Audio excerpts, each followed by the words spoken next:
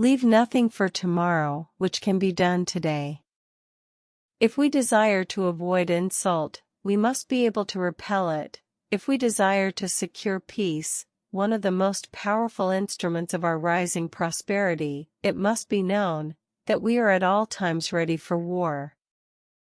Associate with men of good quality if you esteem your own reputation.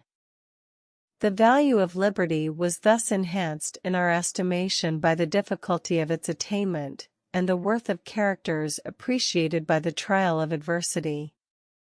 Be courteous to all, but intimate with few, and let those few be well tried before you give them your confidence.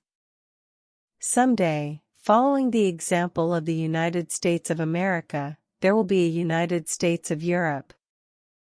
Overgrown military establishments are under any form of government inauspicious to liberty, and are to be regarded as particularly hostile to republican liberty.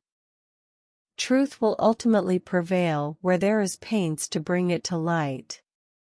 Let your heart feel for the afflictions and distress of everyone, and let your hand give in proportion to your purse. Bad seed is a robbery of the worst kind, for your pocketbook not only suffers by it, but your preparations are lost and a season passes away unimproved. My observation is that whenever one person is found adequate to the discharge of a duty, it is worse executed by two persons, and scarcely done at all if three or more are employed therein. Liberty, when it begins to take root, is a plant of rapid growth. Let us raise a standard to which the wise and honest can repair, the rest is in the hands of God. If freedom of speech is taken away, then dumb and silent we may be led, like sheep to the slaughter. Few men have virtue to withstand the highest bidder. To contract new debts is not the way to pay old ones. I know of no pursuit in which more real and important services can be rendered to any country than by improving its agriculture, its breed of useful animals, and other branches of a husbandman's cares.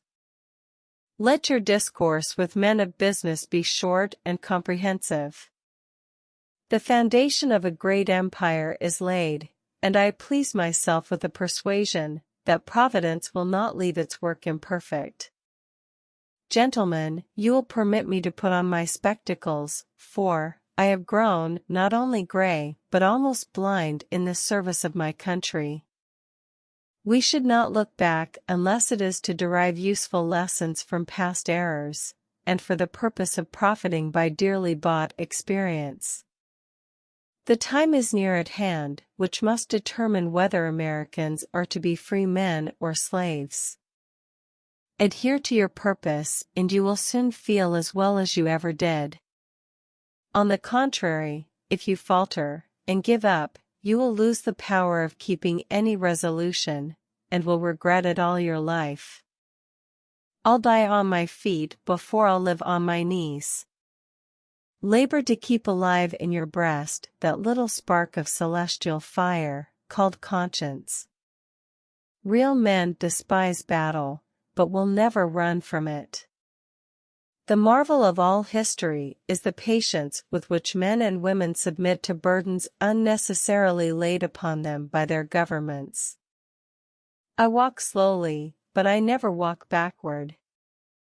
Let us therefore animate and encourage each other, and show the whole world that a freeman, contending for liberty on his own ground, is superior to any slavish mercenary on earth.